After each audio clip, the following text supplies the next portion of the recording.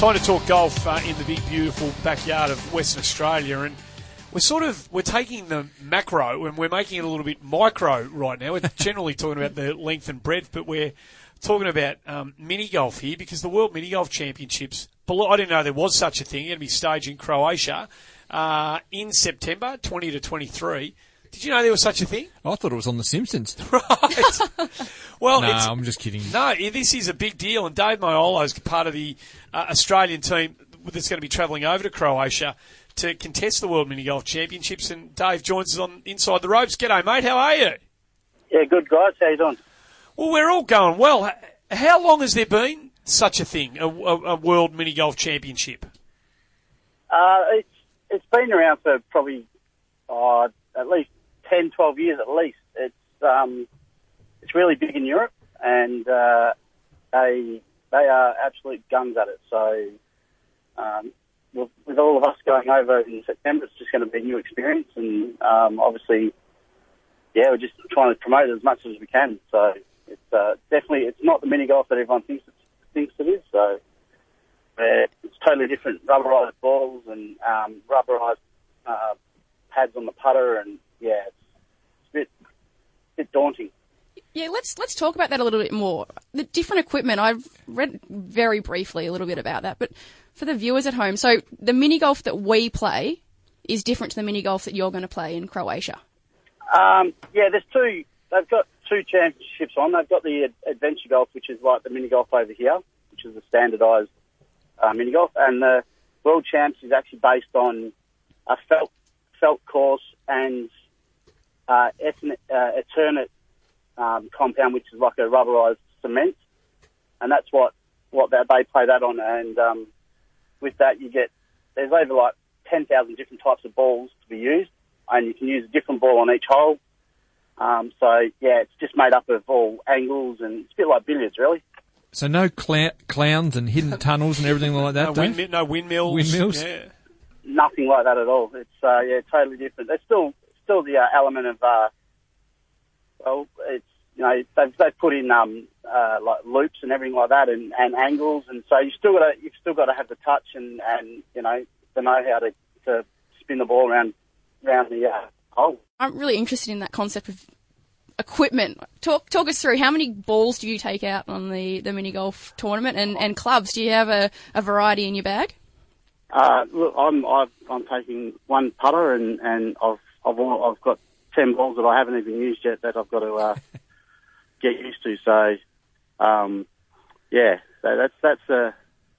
that's what I'm taking over. But guys have got 20 to 30 balls in their bag apparently, and the guys in Europe know what they're doing. So they use a different ball for a different lane, and off they go. And what would make you pick one ball over another? What are the conditions on the mini golf course? They're all the balls designed on whether they've got lacquer or they're a raw finish, and the bounce on them. A lot of the guys use a ball on the bounce or on the hole, so you might need to hit the ball a bit softer, but you've got a bit of extra bounce in that ball to do so. So that's the sort of thing that they look at, and being fairly new to it, not even seeing the course or anything. It's going to be interesting. A lot of practice going ahead. How did you fit in your physics degree around all your golf training? I wish I had a physics degree. So, Dave, does it just come to pass that if your putting has to be, you play off 15, so you're a reasonable player anyway. But is putting the strong suit of your game? I like putting a lot actually. So it's probably the strongest part of my game. So it's just heaps of practice, and Wembley Golf Course in WA has just opened up a mini golf course in the golf complex. So I'm out there as much as I can to practice, and it's starting to take off. The Vines are building one at the moment as we speak. They're doing the same sort of setup, so we're going to have a couple of mini golf courses at golf complexes. So it's starting to go ahead. How good's Wembley, mate? I mean, it's revered around Australia, isn't it, as being the sort of facility that you would go to outside, of course, of if you had the choice, Wembley is the one. I can't believe it's got this new facility as well. Oh, it's amazing. It's a great setup. They've done a great job. I was actually there on Sunday, and it was absolutely jam-packed with families. So awesome. It's a great setup, and I think Vines will be the same. It'll there was Wembley just had a competition probably about a month ago, and they had about 80 starters. So it's a start. It's going in the right direction. So is there a proper league in Australia for mini golf?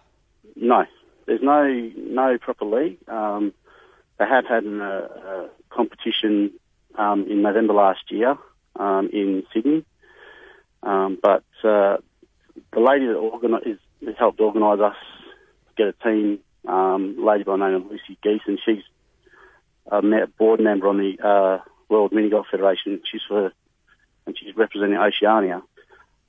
She's from New Zealand. They've started up a New Zealand Pro League over there, and it's taken off gangbusters apparently over there. So I'd like to try and set something up after the championships and move it forward after we get back. So it's a bit of work to be done. So that's what I'd like to do. Even if we set up a WA league and then take it from there.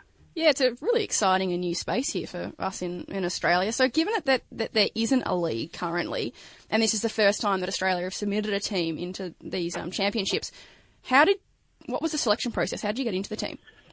It was just a matter of I was looking at a Facebook page, the Oceania Facebook page I just liked their page and started talking to Lucy, who was on that page, and because she sort of said, "Are you interested?" I've always wanted to build and design a course and open it up as a business, and I sort of flagged a few things on there, and I sort of liked the page and started liking a few articles, and then she just said, "Would you be keen to represent your country?" And I was like, "Well, in mini golf," and it was like, "Well, just send me some details and I'll look into it." So after I looked into it, did a bit of YouTubing and sort of thought, why not? It's a once in a lifetime opportunity. I like the sport, golf as well. So why not give it a go? And it's sort of getting deeper and deeper now. It's sort of it's taken over the day job really. So Dave, sorry, Hayes. I get the sense that we've got the sort of Gillon McLaughlin of the future type man in our midst here, Andy. I think he's going to be like a chief executive of this because it's going to take off. I mean, it had a foothold probably a generation ago, but if it's as interesting and obviously gripping Wembley and the Vines, and I'm sure it'll take off around Australia as well. He could be onto something really big here in the ground floor. Particularly, Dave, if it is different from the traditional, as we would call that adventure. You said adventure golf before. If it's different than that, which it clearly is. So there's obviously kids love all that sort of stuff because of the things that are spinning around, the clowns and all that sort of stuff. But this is clearly a very different game. It is, and they take it very seriously. Like there's some of the Swedish are renowned for it, and the Germans, and some of those guys are going around in 20 and 21. They're hitting 16 holes in one in a round. So it's big business over there. They love it. They absolutely So it's there's myself and 4 other blokes which I haven't met yet. They're from the eastern states. So we're to and from with emails, and we're trying to get sponsorship, and because it's all at the moment it's all self-funded, and we're trying to work out is there anything how we can get it all subsidised and stuff, but we're trying to do it all off our own back, and so it's that's why we're getting it out there. I set up a GoFundMe page for all my family and friends over here, and I've put it on Facebook. So we're just looking to get us over there and get Australia back on the map, and it gives us a chance to beat the Kiwis. So that's the other thing. Lucy mentioned the Trans-Tasman battle, and you can't refuse that. And for sure. no, you certainly cannot. Just one last quick one I really wanted to ask you. How long does a round take?